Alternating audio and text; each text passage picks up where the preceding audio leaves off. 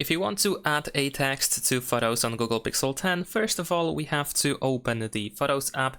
Next, we're gonna choose the photo on which we want to add a text. So let's say I'm gonna choose this one. Now we can press edit at the bottom of this screen. And now over here, what you need to do is simply go to markup, and you should be able to find the text option. So we can tap on text over here. Now we can type something. So let's say I'm gonna type car. We can also choose a color and then tap on this arrow on the right side, or you can tap, actually here we cannot tap, so never mind. So let's tap on this arrow in order to add the text. We can of course move it around.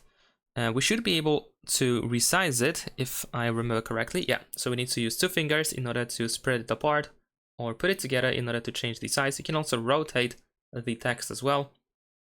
And then once you add your text, we can press this check over here in the bottom left corner.